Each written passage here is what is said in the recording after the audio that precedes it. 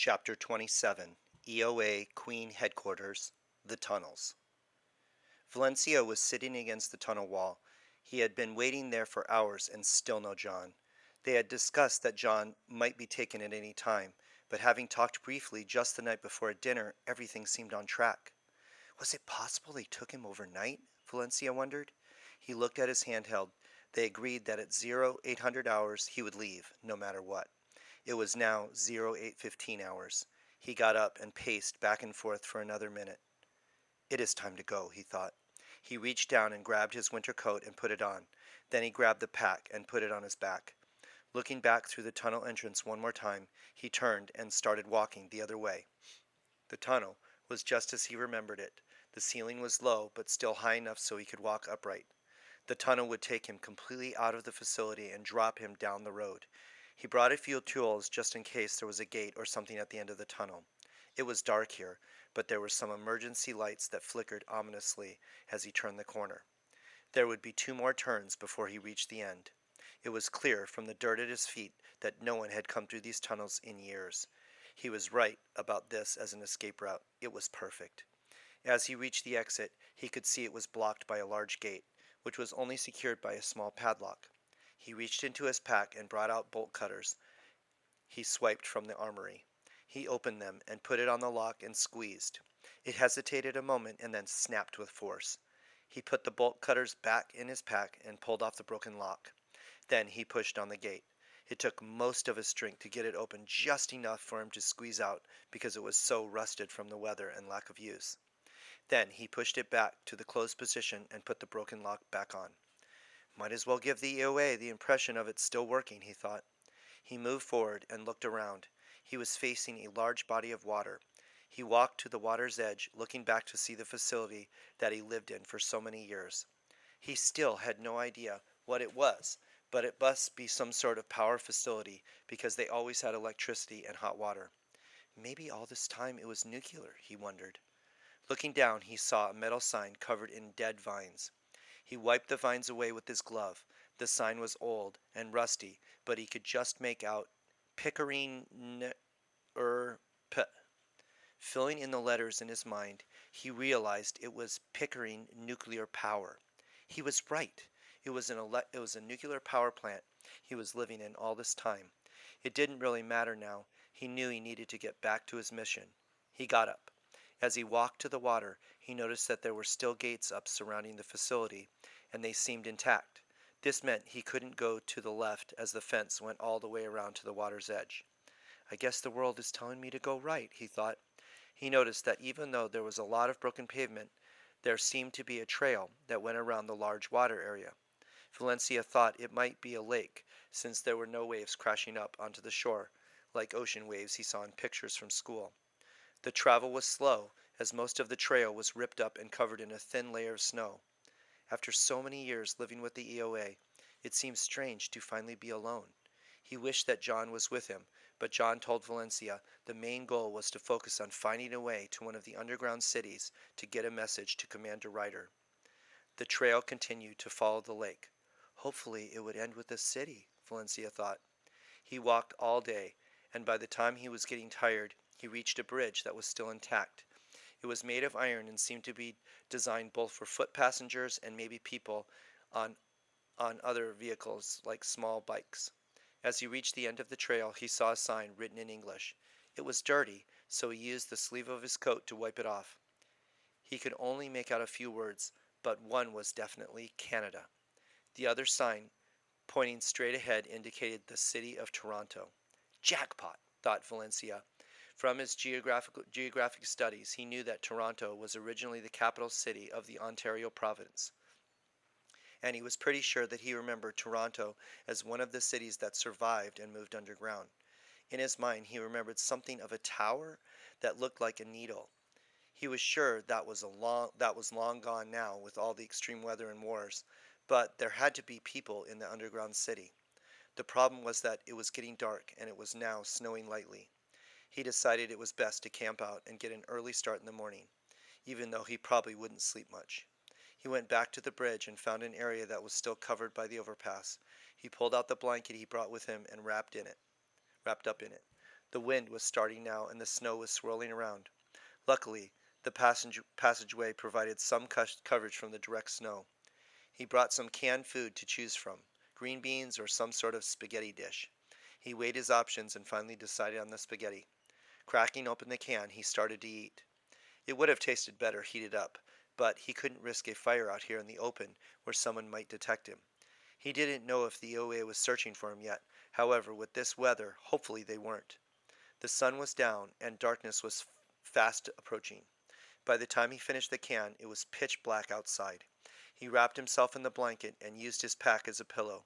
He huddled tightly, hoping he would stay warm enough to survive the night. The wind howled and the snow blew in through the open sides of the overpass. It appeared he was now in a blizzard as the snow was accumulating all around him. Maybe this was too dangerous. I hope I don't freeze tonight, Valencia thought as he drifted to sleep. Chapter 28, Mayflower.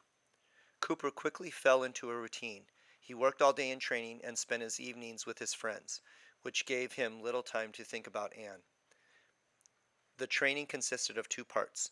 In the morning, they suited up and went outside the ship to perform regular maintenance or learn more about the ship. In the afternoon, they were in the simulators. These immersive virtual reality machines gave him scenarios to try and solve. In the simulator, he was in his suit, but his helmet was replaced with an opaque black one. When it was placed on his head, it was complete blackness until the system came online. Once it was online, he was placed in a virtual world. Sometimes it was just outside on the side of the ship while it was flying at half the speed of light. In the digital display laid over the world, he was given information about the ship's status. The goal was to fix whatever problem there was using only the tools he was given. Many times he was forced to improvise, sometimes pulling parts from other areas of the ship to keep the Mayflower from losing acceleration or fixing a leak in the life support system. Cooper found the scenarios interesting at first. However, he quickly saw the patterns and realized there were only about 20 different possible solutions, and he started acing the tests.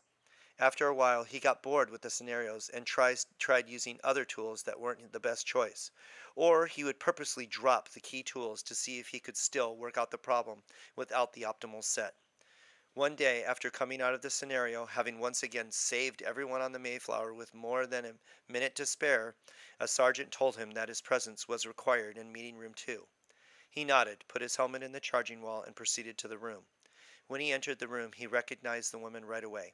The woman rose and stuck her hand out. "Specialist Richardson, it is good to see you again." Cooper shook her hand and replied, "You too, Dr. Watson." Dr. Watson gestured to the seats and they sat down. Cooper noticed water on the table and took a big sip from the glass and looked at her. I wonder what this is all about, Cooper thought. Cooper, I am sure you are wondering why I called you to meet. Yes, it did seem a little suspicious. If it is about the pod dream, I haven't had any more and I'm doing quite fine. No, no, it is nothing like that. It has to do with your scenario scores. Oh, Cooper thought, looking up and at the wall. Yes, it is interesting. As you might have guessed, the training sergeants monitor all soldiers' movements in the scenario. Most of the soldiers just get better and better at the scenarios, and their scores go up with their times. And? Cooper asked, already knowing what she was going to say. Well, this is the way your scores started. Right away, it was clear you could complete the scenarios, and with the exception of the one, your scores were following the normal pattern. Cooper frowned. I'm sure you're talking about scenario number 5. I still can't believe I flubbed that one. The tool just slipped from my hand and drifted out into space. It was weird because my magnet couldn't even pull it back. So I didn't complete it on time. I told the sergeant about it. I'm pretty sure there was a bug in the program. There is no way the magnet wouldn't work. Dr. Watson smiled. You are right, Cooper. And your attention to detail allowed the programmers to find the bug and fix it. Good to know. So I hope they don't hold that against me, Cooper smiled. Of course not. No, it isn't that. It is the fact that your times haven't improved since the first week. This is what is concerning. Cooper looked down and chuckled a little. What is it, Cooper? Dr. Watson said, not understanding the joke. Dr. Watson, how much do you know about the scenarios? She frowned for a moment, looking like she didn't want to say. I was the consultant on the team that built them. Now it was Cooper's turn to frown. Do you realize that you've only have about 20 different scenarios to choose from? I mean, sure, some of them have slight variations, but they are basically the same. The fact is that it got boring for me right away after achieving them. So I made it more difficult. What do you mean by that? She asked. Well, for example, in scenario 8, it is clear you want us to use the wrench to fix the broken line. But it was just so easy. So I started sabotaging myself. When I saw that it was that specific scenario again, I dropped the wrench and a few other tools from my inventory. This made me have to think of another way to solve the problem. I knew it was just a scenario, and I figured if I really got into trouble, I could always come back and get the wrench. But I wanted to see if I could solve the challenge without the obvious solutions. Frowning again, Watson said, So, is this why your times didn't go down? Well, Cooper thought for a moment, they were still pretty good times, but without the best two tools for a scenario, it was almost impossible to finish on time. But yet, you did. With the exception of the scenario with the bug, you finished all of them on time, sometimes using the strangest of tools. Cooper started laughing. I guess you are probably referring to yesterday when I used the wad of gum to seal that one leak. Yeah, that was kind of funny. Yes, that is one of them. But there were others as well. Cooper, Dr. Watson leaned in close and started again. Cooper, the sergeants think there is something wrong with you. Cooper got serious for a moment, but he couldn't hold it in and started laughing so much that there were tears in his eyes. There is nothing wrong with me. I'm just bored by the scenarios. They're too easy, so I thought I would make it tougher, a lot tougher. Cooper, your scores make it look like you aren't learning, like you are not sure what to do, and you're picking gum, she emphasized this, to solve a problem that you should use the sealant gun on. Yes, but the sealant was too obvious, Cooper shrugged, smiling. Dr. Watson leaned in close and spoke softly. I tried to explain this to your training sergeants, that based on your previous scores in training and in school, there was no way you were stupid. But they insisted there was something wrong with you, which is why I am meeting with you now. Cooper realized that this was indeed serious.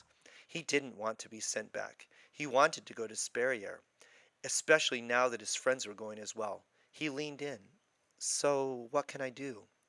Dr. Watson smiled and replied, Simple. Just play the game. Use the most appropriate tool and see how fast you can solve the scenario. Cooper sighed. Okay, fine. It is boring, but I will follow the rules from now on. She leaned back in her chair, smiling. Good, good. I get it, Cooper. I understand your boredom.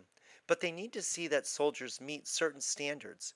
If you are too far outside the norm, they start to get worried. Cooper nodded. Anything else? No, she shrugged. Do you have any other concerns about training? Nah, I am good, doctor. Thanks for the advice. She dismissed him and he left the room quickly, realizing he was going to be late meeting his friends. Well, if they want me to play the game, I will show them. I will get the best scores they have ever seen, Cooper vowed. Too bad though, because using other things to solve the problem like the gum trick was a much better challenge. Chapter 29, Toronto. Over the next 2 days, Valencia continued to walk around the lake, which he now knew was Lake Ontario, from a faded sign he saw the day before. The weather was miserable, and it made his progress slow. Luckily, John gave him some survival training during his time with him, so he was able to create shelter through the travels by using trees and other wood he found. By the third day, his feet were starting to hurt, and he grew tired of the same cans of vegetables and pasta.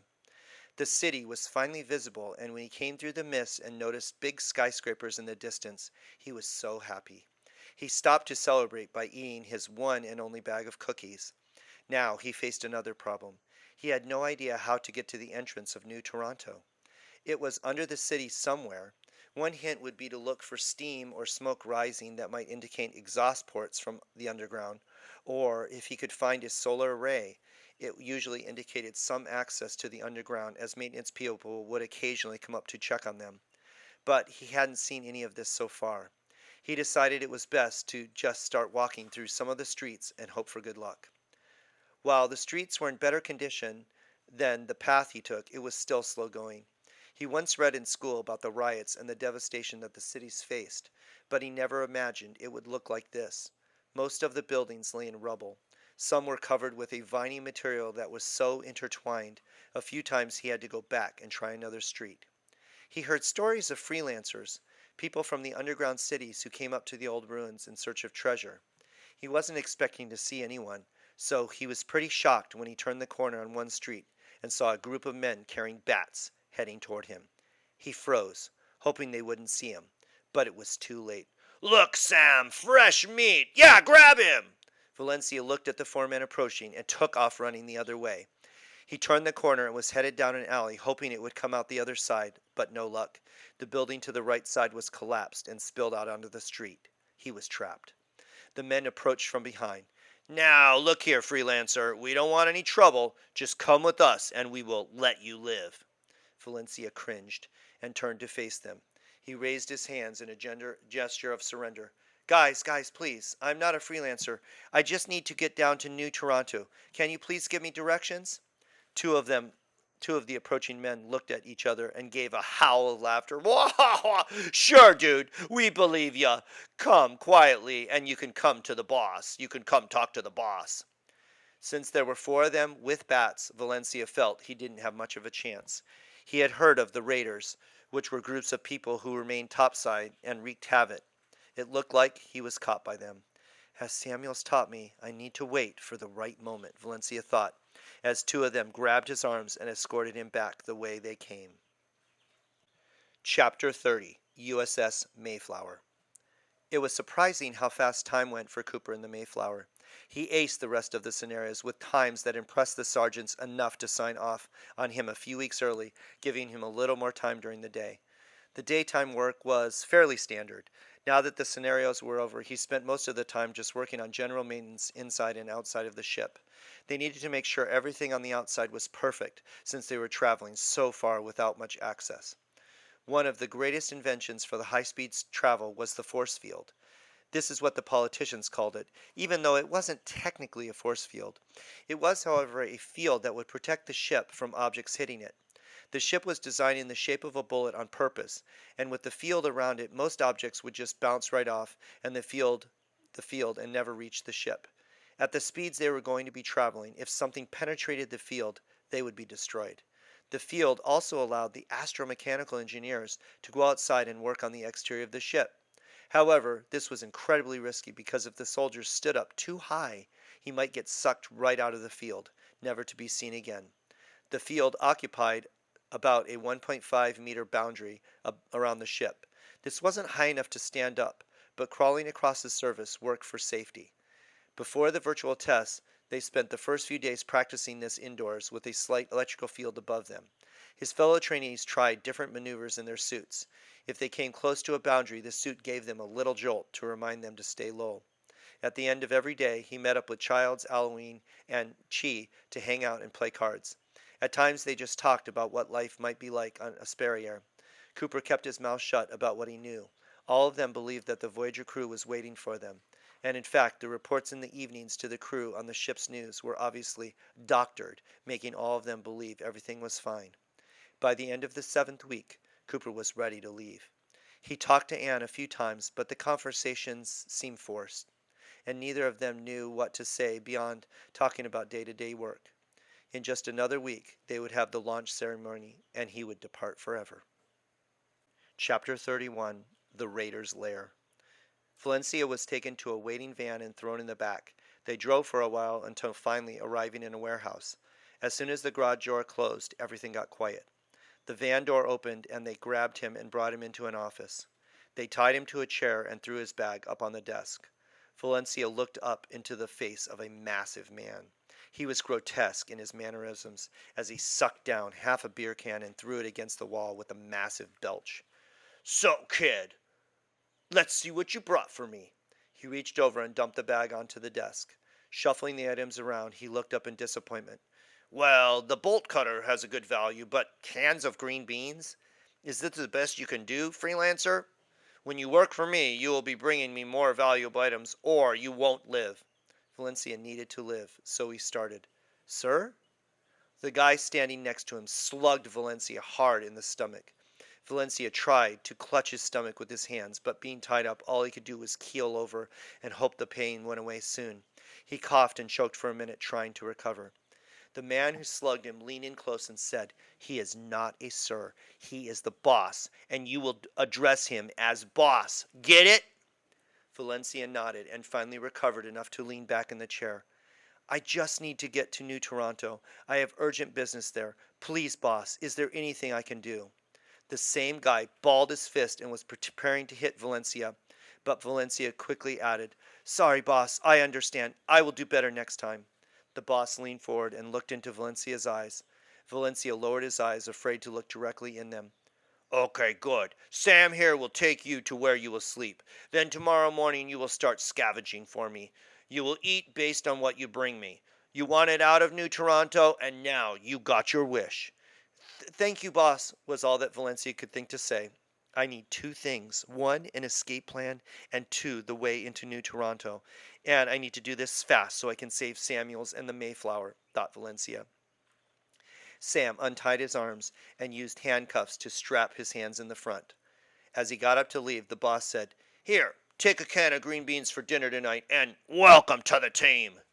Valencia held the can in his hand as Sam escorted him out the office door and down the hallway. They reached some stairs and went up. Valencia could see through the windows that the sun was setting. From the look of the place, he thought this might be an old fire station back when the city was active. As they reached the top of the stairs, Sam turned him toward the bathroom and into a stall. Go ahead and use the bathroom now. Then it's off to bed. We rise early here to get a fresh start in the town. There are lots of areas still to explore, and you're going to help us. Valencia finished going to the bathroom, which was challenging with all the winter clothes he had on, and the fact that his hands were cuffed in front of him. But he managed. Then he opened the door, and they walked to the sink, where he was allowed to wash his face and hands. Then back to the dorms, which were a long row of single beds, not much different than where he was staying with the EOA. I went from being a prisoner there to one here. At least there I had Sundays off. I doubt I will get a day off here, thought Valencia, as he lowered himself onto the bed. Sam took his cuffs off and sat across from him. Don't try anything stupid. We wouldn't want to kill you on the first day. He then took the can from Valencia, used a can opener to get it open, and handed it back to him. Eat up. As Valencia started to eat, Sam looked at him and asked, So, which entrance did you come from? The Roundhouse Park one or the Union Station? Valencia had no idea what to say. He had no idea which one was the correct or if this was a test to see if he was lying. Sam grabbed him roughly by the shoulder and looked Valencia in the eyes. Listen, you need to know something right now. If you lie to me or keep anything from me, it will result in punishment or even death. We aren't joking around here. You work for us now, but we don't need you. If you do well and bring us lots of profits, you will be rewarded. Hell, we might even let you go in a few years, but if you lie, you will die. You are expendable. Valencia nodded and said, Sorry, Sam, I came from the Roadhouse Park one. Sam hesitated, and Valencia wasn't sure if he had guessed incorrectly, but then he said, Ah, yes, pretty amazing that entrance is right next to the old brewery, but I think that is the closest spot to the solar array that is in that park. How did you find the exit from down below? Valencia needed to make up a story fast. Well, yes, that is how I figured out. You see, my friend's dad worked on the solar array, so one day he mentioned going topside to do some work. I followed him far enough to memorize the way out. Nice. You know I was a freelancer myself? Valencia showed surprise. Really? Yes, that is how most of us came to be here. We hated the system down here and the government, and we didn't want to live under their rules. Life here isn't so bad. I mean, there are times when the weather is horrible. We can't go out at all. But being outside in the conditions is something I never wanted to give up. I hated the same of New Toronto. Wow. Yeah, if you work hard enough for the boss, he might reward you with freedom. When I got my freedom, he asked me to stay. Now I run the freelancers, you included. Enough talk. I see you are finished. Now it is time you get some sleep. We have an early morning tomorrow. Sam grabbed the can from Valencia and cuffed one of his wrists to the side of the metal bed. Valencia was forced to sleep on his back. As he lay down on the bed, he couldn't help but think of John. He wondered where he was, However, he knew that John would be proud knowing that Valencia was using all of his military tactics he had learned. The first key to being captured, John would say, was to get to know your captor and learn information. In only a few hours, he knew exactly where to find the entrance to New Toronto. He just needed a map and a way to escape so he could get to Roundhouse Park.